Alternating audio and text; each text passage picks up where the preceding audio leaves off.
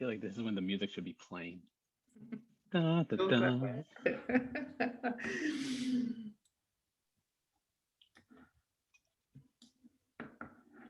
One thing Hi, I love everyone. to see too. We'll be starting in momentarily. Yeah, I love seeing people's pictures. There's puppies. There's a banana slug here. I love it.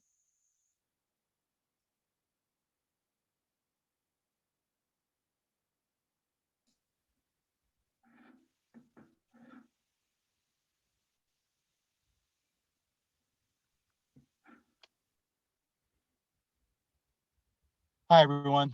Hi, UCSC alumni, and thank you for joining us. My name is Ramon, and I'm a member of the UCSC Council. And welcome to another of our alumni presentations. This afternoon, it's entitled Navigating a Hollywood Career Post UCSC Workshop. It's my privilege to present to you our speaker, whom I've had the chance to get to know better recently. Luis Ramón Quintero graduated from UCSC in 2004 from Porter College with a bachelor's degree in film and digital media. During his time at UCSC, he was a co-founder of SCTV, a student-run cable television organization. During his time at UCSC, he was a co-founder, since graduating, he's been making a name for himself as a writer and as a director in Hollywood. He has worked at Universal Pictures, Sony Pictures Entertainment, and HRW Productions, to name a few. Last year, Luis was chosen by the National Hispanic Media Coalition to be a series scriptwriter fellow, and he got the chance to pitch a script in front of entertainment industry leaders. He's also tied to his community and has volunteered as a mentor for the Edward James Olmos Youth Cinema Program.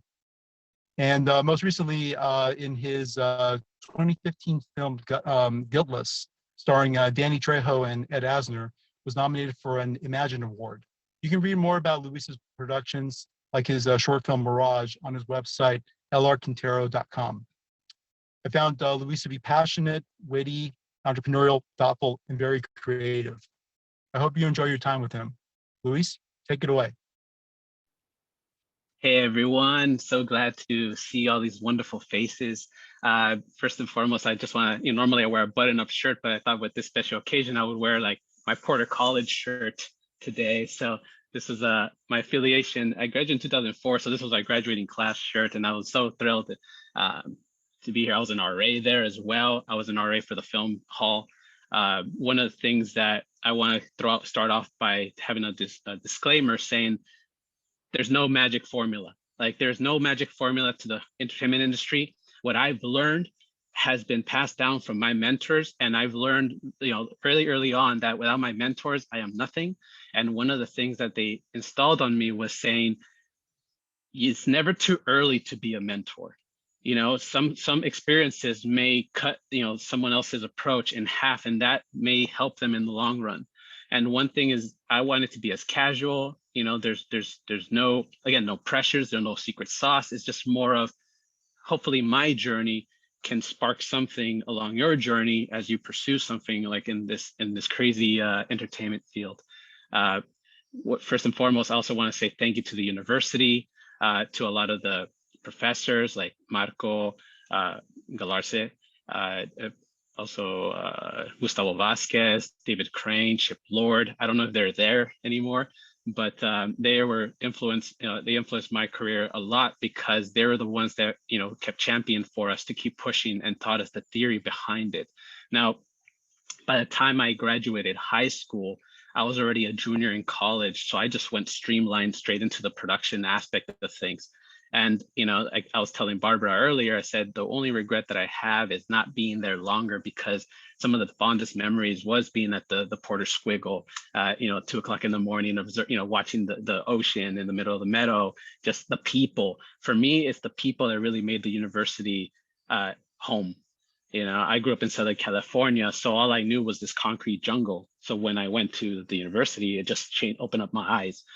And it was more of a like a rude awakening, saying, hey, we're all connected. So I'm going to start off with post-graduation, because when you graduate, you're just like, oh my God, you have the thing in the palm of your hands, like you feel great about it. I had, started SCTV with Justin Oliphant, Boris Homschislowski, and Kristen Kent. and we felt good. We were starting it. I was a Film Arts Coalition president. I was teaching classes. I had my own office at the university, felt really awesome. So then I said, I want to conquer Hollywood. So what I ended up doing is I said, well, if you want to surround yourself with the people you want to be like. So I took my modest resume, which at the time I only had one internship that I did the prior summer at a small production company. And I said, oh, I was a president and I did this, and it's just, one pager. And I went straight to one of the major studios. Now I'm not gonna say which one it is, because one day I hope to work with them and you'll see why. So like the way it works is like they have kiosks at the entrance. You can't just, show up. So I just went straight to the kiosk, and the security guard looks at me and says, can I help you? And I said, well, yeah, I want to work for you. I have like this resume and I have this thing and I'm hardworking and there's no job. This is awesome. And then I realized, I'm like, he just kept stonewalling me. I'm like, okay. And he says, well, I can't let you in because you don't have an appointment. And there's a long line of cars behind you, so you can't back up. So I'm going to do this. I'm going to open the kiosk, come inside, loop around, and around the corner, there's a box. Put your resume there. And I said, all right, great. This guy's one of the good guys. This is fantastic. So he opens up the kiosk, and I swear it feels like St. Peter's Cathedral. You just hear this, the choir, and you walk in and you loop around, and I turn around and there's no box. It was only a trash can. And I turn around and the security guard just does this. He does a little salute, and I'm like, oh man, I felt like a little deflated balloon. But in retrospect, I said, that was the best thing that could have happened to me, because I said, welcome to Hollywood. It's not going to be easy. So if you really, really want this, you better like really, really know that this is what you want to pursue. So I said, okay. So I ended up calling, because it's not like today where you email everything. It's just like, so I ended up calling the HR department at Universal Pictures. And I said, I want to set up an appointment. Can I just set up an appointment? I just want to do this, And I said, okay. So I show up. And at the time, I didn't have this beard. So if I shave it off, I look like I'm 12. And she says, there's no jobs, Luis. But if you're a student, there's internships. And I had just graduated in June. So the first thing that I said, of course I'm a student. And I called one of your faculty that is really, he's like a mentor to me. And I'm not gonna mention his name because I don't want to get him in trouble. Because he wrote me a letter saying, Luis is my student and he needs this internship to graduate, or else I'm not gonna pass him. So he wrote me this letter. I turned it into the studio, and that's how I got my very first internship at the film industry. And it's something that from that moment I said, okay, I have to set my mantra. I have to figure out like what's my secret sauce, like how do I pursue? And I said, well, they said be persistent. So you're gonna see I'm gonna have three little moments where it's gonna be persistent, be consistent, and be loyal. Those are the three things I said I'm gonna latch onto those. So the first one of being persistent and saying, all right, just have to knock on as many doors as possible, because you never know when this opportunity may arise, right? So when I was an intern at the studio, I was there from like 7:30 to like 9 p.m. every single day, while all the other interns were there from 9:30 to like lunchtime, Monday, Wednesday, Friday. Now, the thing is, because I had no school, I just dedicated, my time for my career. And I said, I just graduated Santa Cruz. I could live off top ramen for a little longer. It's okay. So I was roaming around, and I was the development assistant or intern for all of the production department at Universal Pictures. So I was, and I thought I was going to see Scorsese and Spielberg and all these people. No, I met a bunch of lawyers and business people, and it was great, because you get to see like how the machine works.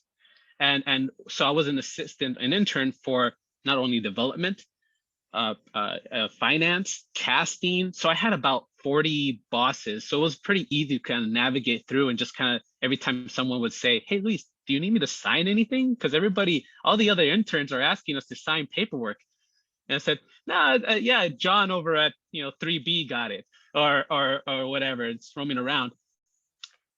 Flash forward a few months later, my internship was about to end, because the school year was about to begin. And I said, oh, I could keep going. And my boss says, hey, I was looking over your resume and it says that you go to UC Santa Cruz. I went to UC Santa Cruz. That's 400 miles away. Like how, how's that possible? And he's like, and I said, well, you got me. And he said, well, you know what? You've earned your keep. There's a little job that I want you to do. And I didn't know why he wanted me to do this, but I think it was just more of like, okay, he has the moxie, he's moving around, but does he have kind of like the talent or just the because sometimes people we have the chutzpah and we want to go do it, but then we don't have the necessary requirements to get these open positions. So he said, hey, he gave me a stack of binders and he said, we need you to look over the books because we have all of these different productions and we just want like a second audit. So, can you find, like, our target goal is to find $22 million within these like binders. You have a week. And I said, all right. So I sat down and it was like stacks and stacks of binders. And what ended up happening is that because it's a studio, they had a surplus and they were just kind of moving around between like King Kong, Pride and Prejudice, 40-Year-Old Virgin, all these different productions.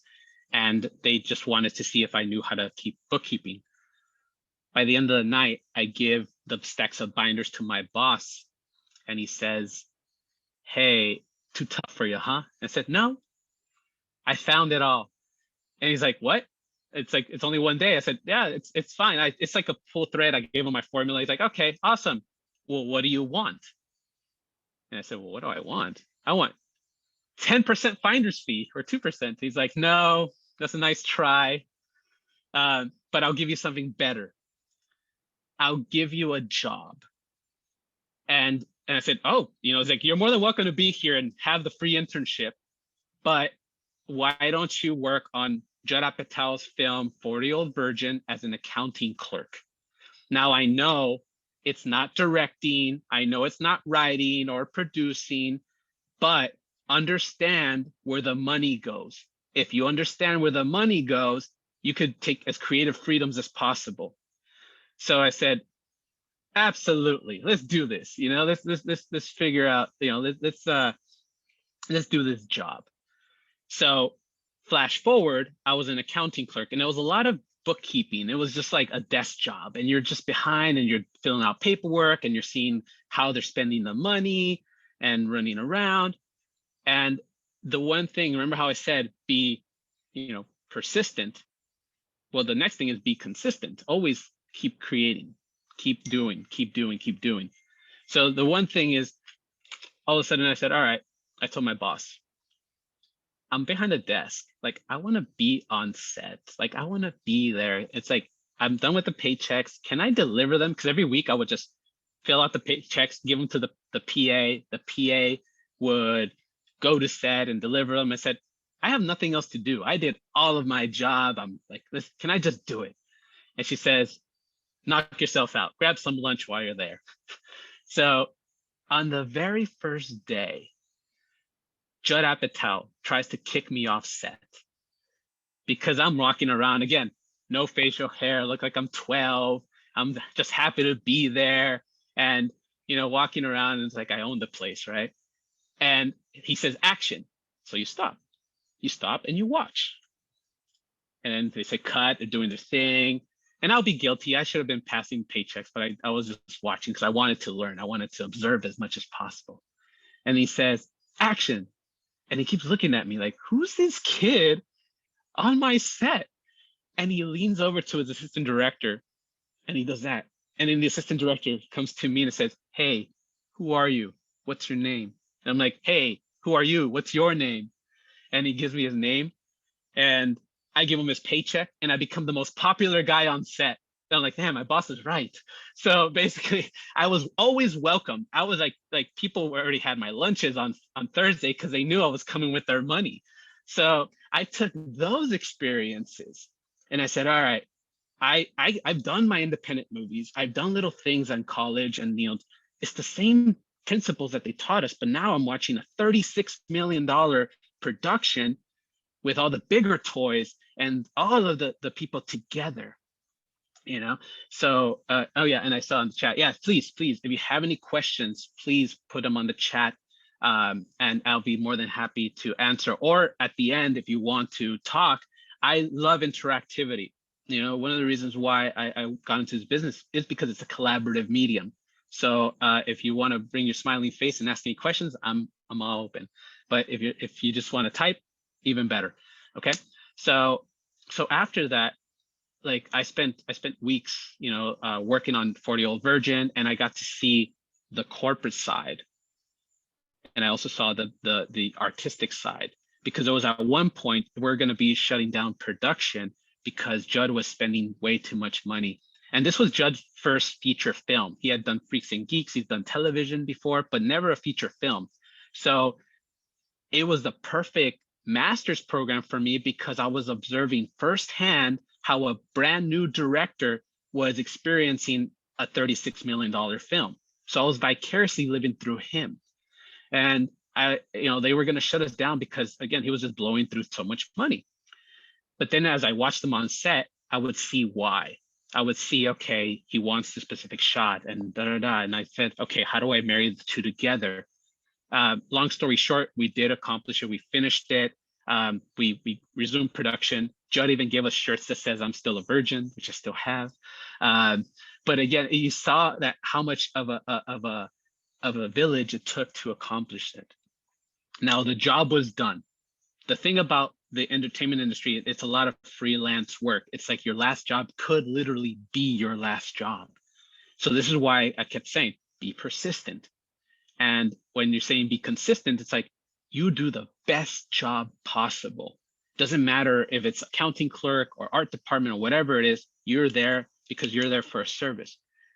But also be loyal, and not just loyal to the company and to the person giving you the opportunity, but be loyal to yourself. Hence the reason why, like I said, I want to pursue writing and directing.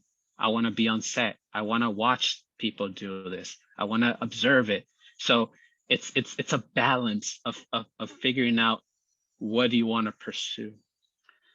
After 40-Year-Old Virgin, I ended up taking like a desk job. I said, you know what, I need to raise money. I need to figure out, like, you know, I have to survive, I have to eat. So I interviewed for the position as assistant to the vice president of Gold Circle Entertainment.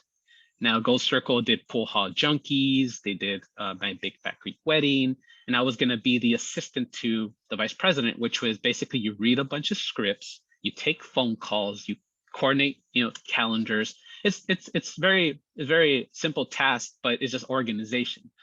So I was in the lobby and I met a young director who said, "Hey, so what are you doing here?" I said, "Well, I want to be in the industry, and the best thing to do is surround yourself." He says, "Well, I like you, kid. If you don't get this job, come work for me. This is my very first film. Like I'm directing it, and I'm doing post-production upstairs. I can't pay you, but at least you get to see a director do his thing." And I said, well, I just graduated from college. I could live off top ramen again. So I did the same thing. I said, okay, I stayed for a rainy day. Why not? So my what was going to be my boss, the VP, says, "If you want this job, you can take it." And I said, "Thank you, but no thank you. I'm going to take another job, which is at the same building." And this director was doing a movie, a horror film about like banana slugs from outer space. And I said, that's a sign. This is definitely has to be a sign. And it was called Slither. And the director turned out to be James Gunn. Now James is doing Guardians of the Galaxy now. Like he's doing, like at the time he did he wrote Dawn of the Dead, he did Scooby-Doo, he did all these different things. And when I would sit there at the editing bay with him, you know, getting his coffee, and again, I always take pride to be the first one there and the last one, you know, be consistent, just show that dedication. He says, you know, "Luis, I have to fire you." And I'm like, "Wait, what did I do?" He's like, "You're here before me. I'm the first one here and you're here before me. And I leave really crazy hours because I want to deliver this movie. We're going to wrap up the movie, in like 2 weeks. Like you could hang out the rest of the 2 weeks, or you could take this job that I got you at Sony. And it's up to you though.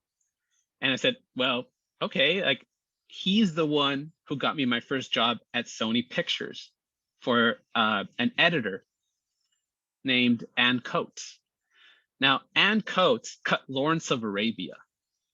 She's done an incredible, we studied her in Santa Cruz. Like we remember watching her theories of, like cutting and just, so it was such an honor to work for an Oscar-winning editor because she told me of her struggles of like how she broke into the business as a female, as she continued to fight the stigma and also yet winning the Oscar, like the obstacles.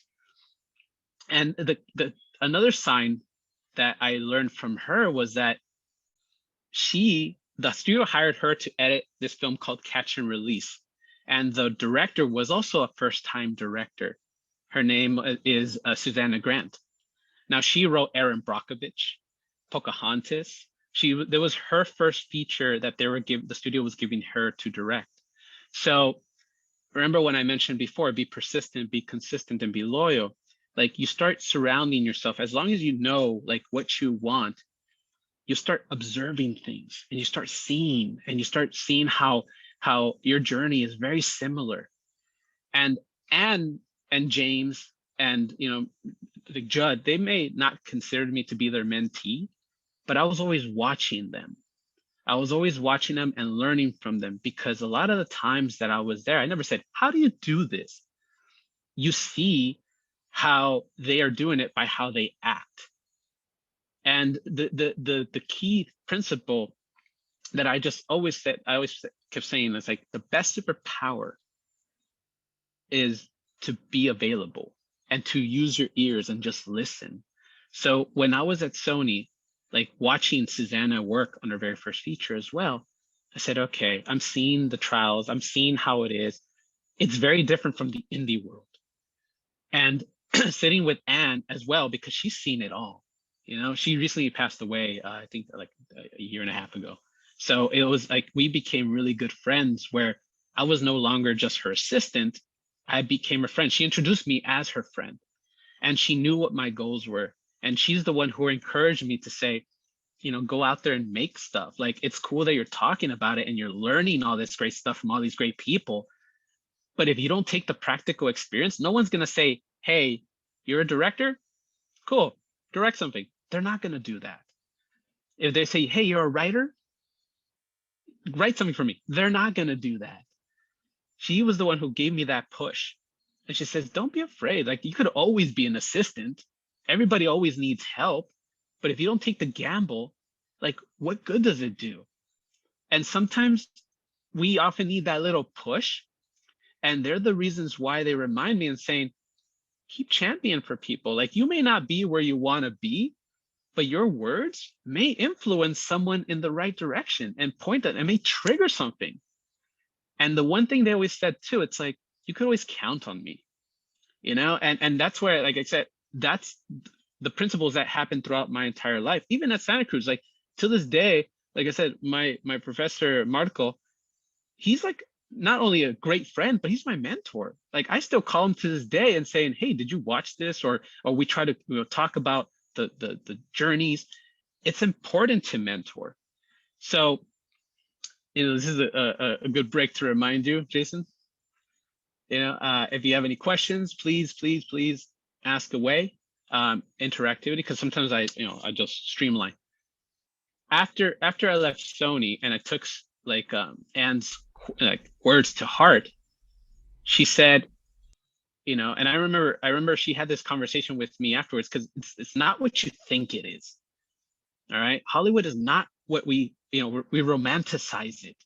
At the end of the day, it's a construction job. We have a job to do. And my job, her job at the time, was to guide Susanna, who had been so accomplished, but yet help her with the editorial stuff. So it's a village. Again, she's using her expertise. What can we bring to the table? And one of the stories that really impacted me the most was when Sony printed out a 72 millimeter print of Lawrence of Arabia just for Anne. And they held it in this big theater at the lot. And I felt like, wow, what a great honor. This is incredible. And my job was to drive her around. So I was driving her with the golf cart. And at intermission, she turns to me and says, Luis, can we leave? You know, can we go? And I'm thinking like, why? Like, this is an incredible, like, you know, journey for you. This is great. And she looks at me and says, with a tear down her eye, and says, because it reminds me that I'm one of the last ones left. So it's incredible. Like, again, it's that step into someone else's shoes and understand them. And even though we may be celebrating, we don't know how they're feeling or what, but if we have that awareness and we're just paying attention and what have you, we'll understand. So like, and to this day, like I said, like she will always be a great mentor. And she's one of the ones that said, keep helping people. Like, you got here because so-and-so made a call. So-and-so vouched for you. Like, that's important. You do that. And you may not feel like you're like nobody and you feel like you're not there yet. And sometimes you get lost in like, I want to be this and I want to be that. And she's the one who said, no, you are this. You are doing it. You're just not there yet. So I took that and I said, all right, I struggled to get into this film industry only to realize I had to leave and be seen the way I want to be seen. So the best way I want to be seen is go become a writer, go be a director, put your talent to the task, see what you can do. So in 2014, I applied for the Universal Pictures Emerging Ridership Fellowship. It was like the Emerging Writers Fellowship. It was the inaugural class where they take 5 writers nationwide, and then they give them like not a first look deal, but they give them exposure to executives. I placed top 10 on that competition. And it was because I remember when I was working at the studios, you hear executives saying, you know, I want to find these kind of stories and I want to do this. And I was paying attention. So I geared my skill set saying, I need to write stories to the audience and what they're looking for, because it's so hard. You may write a romance story and then that year they're looking for zombies. You write that zombie film and all of a sudden they're looking for vampires. And it's just become, it's you're constantly chasing it. So I had the good fortune of saying, okay, they want stories about people. They want to embody the human experience. So I wrote a screenplay called Sombra del Alma. And again, it got me top 10 in this competition. Now, I didn't win the overall competition, but you maximize the opportunity. So when you got to meet face to face with these executives, they're like, oh, so tell me about you. And you start saying, can I have your contact information? Can we stay in touch?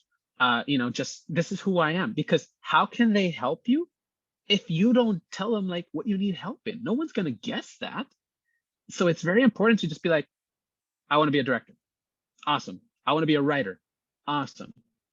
Make it vocal. You're not flaunting. You're not, showboating, but you have to back it up. So when that happened, I said, all right, how do I keep going on? And I took that momentum and I started directing. I directed a short film called La Hora del Té, and I shot it for $300 in Mexico. And it screened at the ArcLight and Sunset Boulevard as part of, sorry, April, I didn't see you there. April has a question. Well, and it can wait if you want to finish what you were just talking about. Okay. Yeah. It's okay. We'll do that. Please hold. You'll be first on my list. Okay. Thanks. Awesome. So it's like one of the things that when we create, we think we have to have the best toys and we have to have the best this and the best that. Sometimes you just make the best out of what you have available. Because my film, again, was shot for $300. It was screening alongside films that were made for $150,000. But it just comes down to like what stories you want to say and what you want to create. Let that speak for itself. After that, I did another film called Guiltless. And that was about a man who has the power to remove the emotion of guilt. And I had met Danny Trejo at a party a few years ago. And I said, hey, Danny, like, my name is Luis. We grew up in the same, like the same community. I can't pay you the way you guys are so used to, but one day we're going to work together. And he was super friendly. He's like, yeah, sure. No problem. Like, call me whenever you want. 3 years later, I made that call. And I said, do you remember me, Danny? And he says, oh yeah. It's like, and I said, I've done this, I've won this, da, da, da. Like I started showing to him. I said, again, I told you that I may not be able to pay you what you're used to because you deserve a lot. You just finished Machetes, doing all these great things. And I said, we grew up in the same community. We value that money kind of comes and goes. And yes, it's like, I'm not dismissing it. It's very important. But there's the one thing that I will not waste: your time. And this is where my organization skills came in handy. And this is why I keep saying to young filmmakers, I said, be prepared. It's like, when you're going to film something, you have a whole team of people coming to you and guiding you and saying, hey, I would believe in your project. The least you can do is like, hey, feed them, pay them, and also like, don't waste your time. So when I told Danny, I said, I need your help. I have done all of these things on my own, and I need to build this community. He says, I will help you on one condition. If one day some young punk kid like you comes knocking at your door and they come prepared the way you did, you say yes. So, and I said, okay. And I said, well, I'm not a punk kid, Danny, but no. But at the end of the day, we ended up filming it. And this is why, like I said, take the signs and actually called a lot of like my old friends from Santa Cruz as well. Like they came, and like the DP is an alumni from Santa Cruz. The PAs were from Santa Cruz, and I'm saying I have this thing that I'm working on. Like let's do this. And we all got together. We have pictures where our camera has our Sammy the Slug on top. It's like our mascot for the production. Like it was like a sense of community because we all came together. So after that, we also got Ed Asner to be a part of it. Ed said the same thing. I'm here because without mentorship, and he told me, he's like, without people mentoring me, I wouldn't be having this career that I had. So please do the same. And that's the common thread. It's, again, most people think that writing is so standalone and you write it by yourself and producing is by yourself, but it takes a village, and it takes just one thing after another. After that, I ended up doing another film called Mirage because Guiltless was very commercial. It was like sci-fi. Mirage was more of you have a voice, you use your skill sets, and you're being loyal again to like your own voice, what you're doing. And it deals with the immigration issues with the children being incarcerated. And it's a magic realism tale about a little girl who spends her time daydreaming and fantasizing of exotic locations that she hopes to be reunited with her parents as she's being held captive by U.S. Border Patrol agents. And if you want to check it out, Jason, where can they find it? On the website. It's perfect. Thank you. And it's little things like that where it's like, I reached out and I said, hey guys, like, if you have a skill set, use it to voice what's happening. You don't want to preach anyone. You don't want to tell them what to do or tell them how to do it. It's just saying, this is my point of view. We don't want to vilify anybody. We just want to bring awareness to children are being locked away in cages. And one of the reasons why I chose this profession was because I'm a big kid. I never want to grow up. I play make-believe for a living, and originally I wanted to be an architect and build skyscrapers and bridges and roller coasters. And then I realized you could build universes. And if those universes can share a positive message, and sometimes, a lot of my stuff is dark, but there's a light at the end of the tunnel because life is not just black and white. You have that murky gray area. And this is why when I see people like in this wonderful room, like we're all here because we love our university, we love one another, and we all want to share these vast experiences that we have, with one another. So I had the very good fortune of having a very good team and all these people, backing me up, but also like we had purpose. Like we may not have the answers, but we do have purpose. And, for this last project, I said, all right, we want to get it out there. And it got some really cool attention from like the Hispanic Heritage Foundation. They were founded by the White House. And we got to speak about like, guys, like there's, again, we don't have the answers, but maybe someone in the audience watches this film and says, what can I do to solve this issue? What can I do? And it's about sparking, being the catalyst, be that spark. And then finally, the most recent thing is, I said, you constantly have to keep creating, right? So I entered another competition. I said, okay, I'm doing the independent route. This is great, but you want to see whether or not your work can connect on a bigger scale.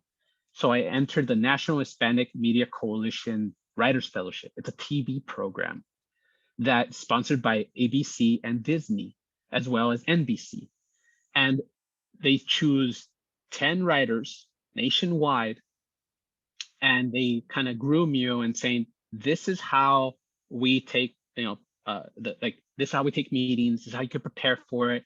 This is, again, it's like a mentorship program.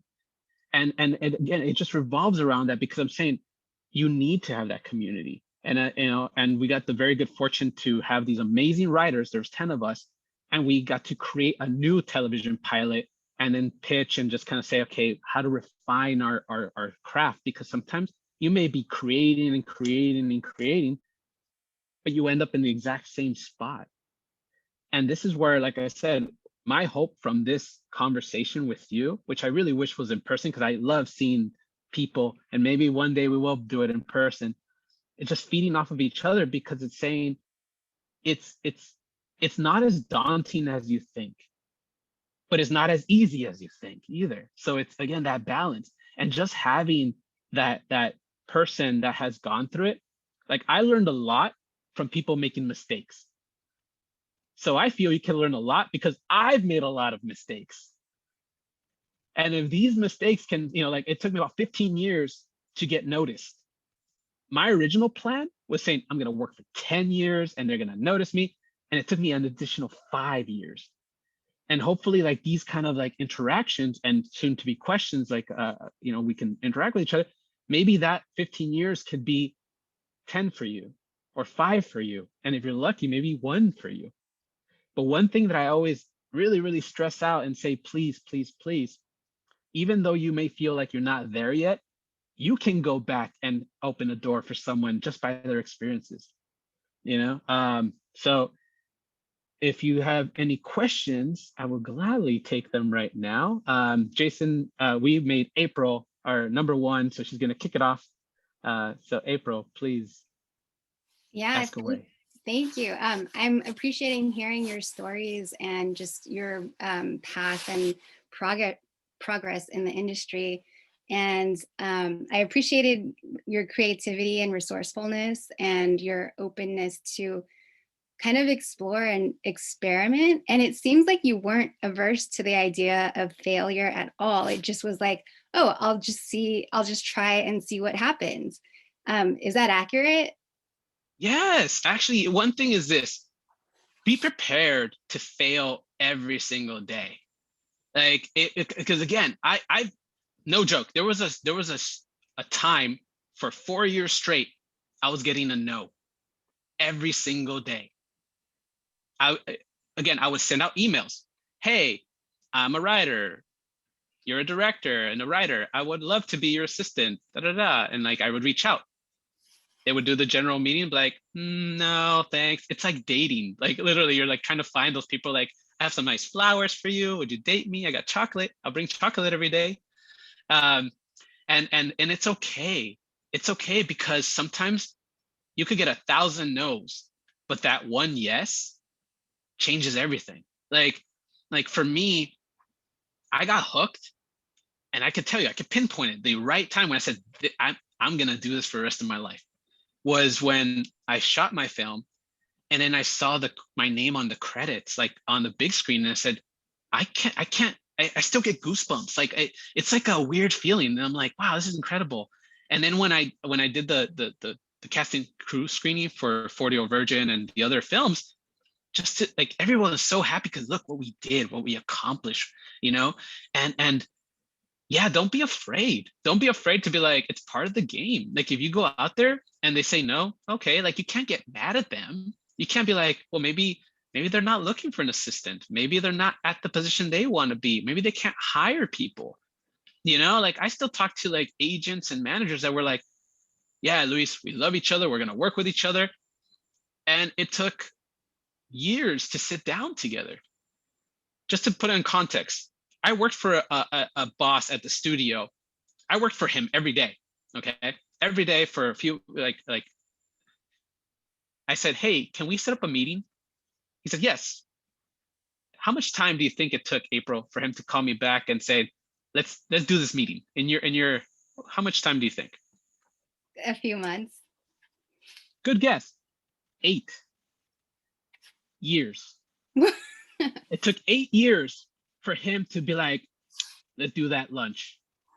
And the thing is, when he was at the studio, and he explained it to me. He said, it's not, you know, again, you saw the hustle. We only make 8 movies a year, 4 remakes, 3 sequels, 1 original. So we're constantly hustling that we don't have the time to set up for a lunch. And when he gave me that meeting, when he left the studio and he started his own company, and then he's like, all right, this is what I'm working on. And he started telling me all of these like awesome stories. But again, we're still trying to find the right fit, because he's been making movies that are $150 million. If I bring him a movie that's a 2 million, 5 million, he doesn't know what to do with it. And it sounds weird, right? It sounds weird that he's like, I don't know what to do with a movie that way, you know? So it's just, you don't know what they're going through. And all I keep saying is just be persistent. You know, your consistency is great too. It's like, if you want to be a writer, and just reach your network and tell them, here we go, like, this is what I'm up to. And that's what kind of kept me in the loop, because I haven't needed them to make my stuff. Now, one day I hope to make stuff with them because the resources are great. But in the meantime, I got to keep proving it to them. And the hardest part about our industry is that we're competing against YouTube, Instagram, TikTok, Twitter, all these people who are doing it for free. You know, so next question. I hope that answers your question. Yeah, thank you. Awesome. Thank you for being here. We have a question in the chat from David Hansen, who asks, without your networking skills, could you have gotten as far as you have? Seen anyone get there who aren't as good as networking, who aren't as good at networking? Oh, well, networking is everything, because again, how can people, and thank you, David, right? It was David who sent us the question. Yeah. Thank you for asking the question, David. Network, look at it this way. If you want to make a $1 million movie, you have to ask people for that capital. If they don't trust you, why would they give you money? If you don't build that relationship with them and saying, hey, this is what I'm going to do, here's my plan, and this is what I'm going to do. The networking is everything. What happened, for example, with Guiltless was that I had an investor, and he said, I asked him for $15,000, and he gives me this long speech of like, don't waste my money. He owned a wine company at the time. And I said, don't waste my money. And I said, no, the budget is 30. I'm fronting 15 of my own. Like, this is how much I believe on my project, but I actually got some talent, and, you know, like, I got these people together, and I want to make sure that they compensated. 2 weeks before production, he pulls out. After I had said yes to all these celebrities and all these people to be a part of it. But I worked extra hard. I have some money saved up. I made it work. You know, I could have easily shut that door on that investor and saying, hey, like, you left me out in the cold. But I said, no, like, he had his reasons. His wine company didn't do as well. But then the following project, he saw what I had done with my previous project. He's like, oh my God, this is amazing. And he sees what he's doing. He said, I want to help you. And he's the one who financed the Mirage project. So it's the networking. Again, it's just, you have your plan, keep pursuing. I have seen people without network, but they just have the money. They have the resources. But at the end of the day, like, the resources is a network, so they, it's like they may not be hustling as much as I have to because they already have that at their disposal. But I've seen it happen. It's just again, it's each journey is different, and I hope that kind of answered your question, David. I don't know if it did. If you have any follow up.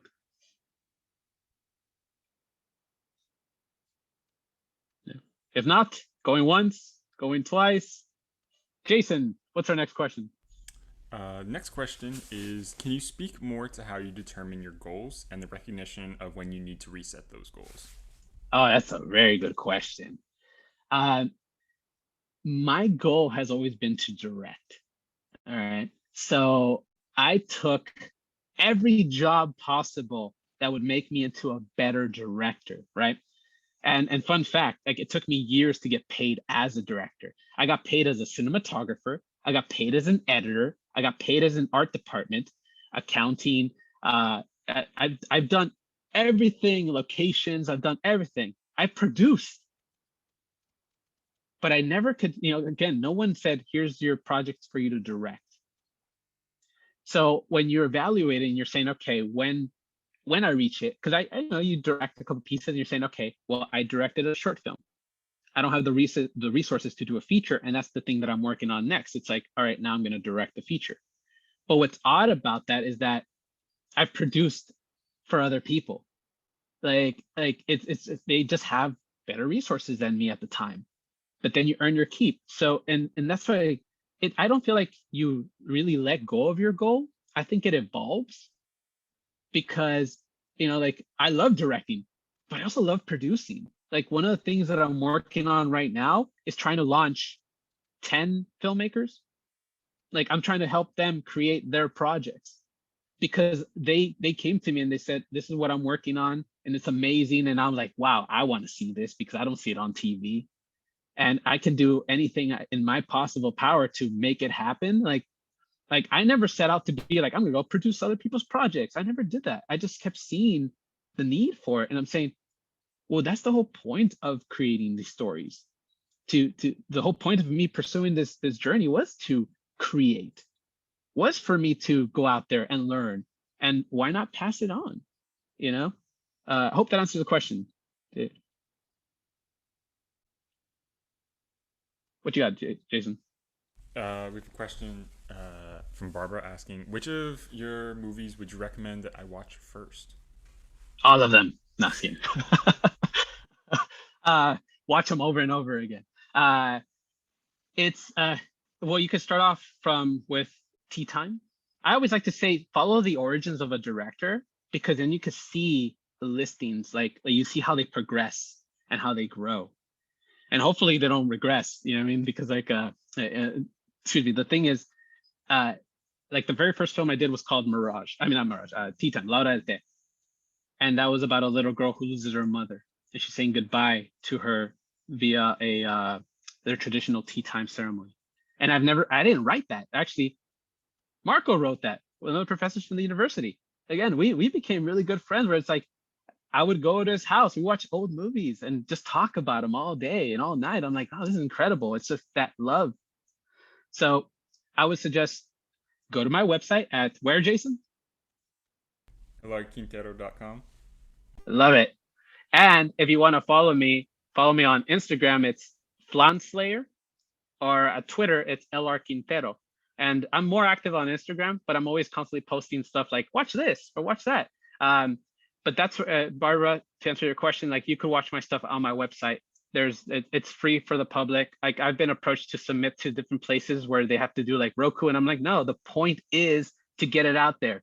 The whole point is for people, like when we watch our features, yes, pay the box office down the line. But right now, short form content should be free for everybody. Watch it, share it, experience it. Tell me how much you love it. Tell me how much you hate it. The whole point of this is just talk about it, because that's the beautiful part about creating. It's like the interpretation, how it lands on you.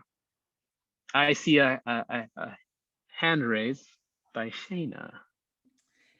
Thank you. You've talked a lot about failure. You were fired. you have 1,000 no's before you get a yes, failing every day. And I'm wondering if you can talk about like your resilience and just how you overcome failure. Like oftentimes you fail, and it's very common, even for myself. You just kind of like want to sit down and be sad for a minute, but it seems like you see that as a positive and move forward. So I'm wondering if you could speak more to that. Life is not all about winning and losing. It's about the experiences. And the thing is, like the whole FOMO thing, fear of missing out. Well, fear of missing out in your own dreams. Like I love biographies, and I love talking to older individuals, because growing up, like one person who saved my life was my neighbor, because we grew up in ganglands. And the way she kept me busy was giving me a job as her like garden assistant, and she would pay me $0.25 an hour to literally just move bricks from one, like her yard. And in retrospect, I kept looking at the fact that she was just saying, don't be out on the streets, just be here, like that kind of stuff. So learning from the older generation, why am I going to try to reinvent the wheel? Everybody kept saying, hey, you're going to fall on your face. Hey, you're going to fall on your face. But if you really want it, isn't it going to be worth it when you achieve it? And when I did achieve the directing process, like, yes, I wrote it, I directed it, I shot it, I edited it. Years later, it's like, oh, wow, you hold on to it. And no one can take it away from you. That's why like education is so valuable too. Like at the end of the day, when you're taking these tests and you're doing all that stuff, you have that little paper that says you're a graduate. You're part of the family now. Like mine, you can't see it because of the virtual backdrop. My diploma is hanging on my wall right behind me. I look at it every day, and I'm so proud of it because I'm one of the first in my family to receive the university degree. So the thing is, like, you're eating, you're breathing, you have a roof over your head, you have the fundamentals, you have everything you need. Keep pursuing that dream that you're trying to do, and saying you're not wrong to try to achieve that. You're not hurting anybody. You're inspiring, hopefully, other people. And the failure, it's par for the course. You're not going to get 100% of anything, but at least you're going to have another try. And yeah. So one last question. Like my mentor told me, said, "But did you die?" Like, no. Did it hurt? Yes, it did. But did you die? No. So get up. Do you really want it? You could be a farmer. Go be a farmer. No, I want to do this. Cool. Keep pursuing it. That's when you have that inner voice in you, champion yourself. 2 more questions. What do we got? Looks like Jessica asked, looking back on your journey, is there anything that you would have changed? No. Including all the heartache and the bad things, it makes you appreciate when you do have those wins, when you do have these moments. I've seen people, like, again, they have better resources than I have. They make their features and then you never hear from them again. Why? Like, it's hard. It's difficult. It's like, but again, I would never turn back on it. Like, it may hurt at the time, but it just takes me a few days. I get back up and say, well, today's a new day. Let's go. Let's keep going. So thank you, Jessica, for that question. And also have your support group. If you don't have people like that can understand you and just saying, hey, I just need to relax here. Can I lean on you for a little bit? Because I have those people that I can just be like, you don't have to say anything. I just feel a little down. I just need to put my head on your shoulder for a little bit and I'll recover. And those people are important. Have your band of gypsies that you can always count on. Next question. Next question we have is from Hayden, who asks, how do you build confidence when you're trying to present yourself and trying to work with others? Speak with the truth. If you speak with truth, then you're saying, hey, show them what you're doing. When I first started, I want to be a director. I just haven't done it yet. I want to get to that next stage. I need help. Because then at the end of the day, it's like, well, we often take ourselves for granted. And another mentor of mine said, Luis, there's a long line of people waiting to beat you up. You should not be the first person in line. And I remember I was like, well, yeah. And you start writing it down and you start saying, okay, what have I accomplished? And then when you write it down and then the best part about the arts is that you don't have to write it down and just show it. It's like, oh, Barbara, you want to see my movie? Go to where, Jason? lrquintero.com. See? And then you find people like Jason who champion you. It's amazing. Like they come and they want to, because I would do the same thing for him. I'll be your best hype man, you know? And that's what it's all about. You build the confidence because at the end of the day, no one can take away your accomplishments.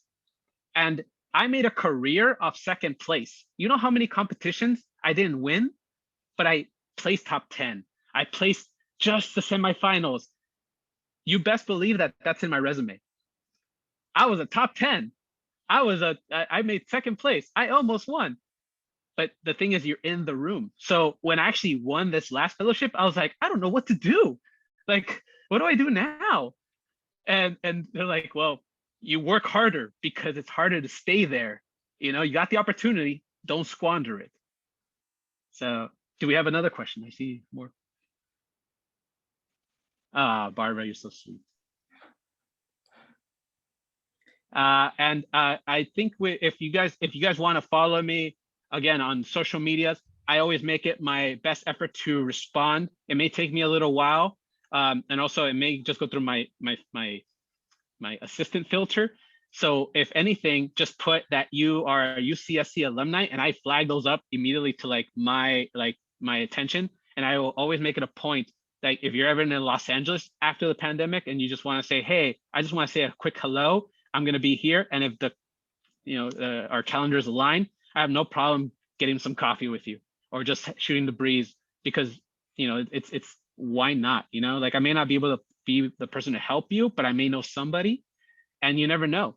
But I want to thank everybody for attending this and for championing our university.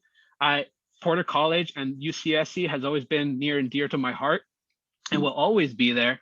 And I hope to one day help bridge the gap between the industry and our university, because our alumni is so amazing and they're so spectacular. Our staff are incredible, and talk to them. They're good resources and just good people. So I just want to say thank you, Barbara, Shayna, Jason, Armando, everybody for making this happen. And back to you guys. Thank you so much, Luis. There's one more question that came in the chat box. I'm wondering if you can answer it in like 30 seconds. Do you have any suggestions for aspiring filmmakers who want to tackle controversial topics? Just do it. Be honest with it. Be as objective as possible. If you feel that it's going to be controversial, why is it controversial? You know what I mean? Like if it's your point of view, just be objective. I talked about children being incarcerated in cages, and the best way I did it was telling it through the point of view of the child, the repercussions of that. So I'm not pointing any fingers. I'm just saying, look what's happening. And you can do that too. Awesome. Thank you so much. This was really inspiring. I made so many notes during the presentation. Something that really resonated me with that you said is we have a purpose, but not always the answers. And I think that brings like some hope to me when I work on some things I'm not really sure how to solve, is that I know what the purpose is. I just don't necessarily know how to solve it. So thank you. You don't have the answers yet. I don't have answers yet. That's right. Please use the chat box to show some love and gratitude and appreciation to Luis. Just a few more final comments I want to make. First of all, thank you for being here and for participating in Alumni Week. I hope you've all enjoyed the events throughout the week. We have a few more days of fun left, and it's not too late to register for other events. So feel free to check out the rest of the lineup for the week. And the event ends on Sunday. So we have a good day today. Saturday is great lineup, and as well as Sunday. We do encourage you to make a donation of any size to support UC Santa Cruz. The crowdfunding link is going to be posted in the chat box. I want to call out and encourage people to consider making a gift to the Alumni Association Scholarship Fund. This fund is near and dear to my heart as a staff person that works on it and meets the scholarship recipients. It provides UCSC students with financial need and high academic standings a $3,000 annual scholarship. This year we awarded 49 scholarships, and we hope to grow this fund so that we can continue to support more students. Any gift is appreciated and will help deserving students of all backgrounds. So once again, thank you, and please joining me in thanking Luis for your time. Thank you all. Thank you. See you next time. Thanks, April. Thank you, Luis. This was amazing. Awesome. Anything I can do? Just what do you guys want to do? Anything post chat wrap up or anything?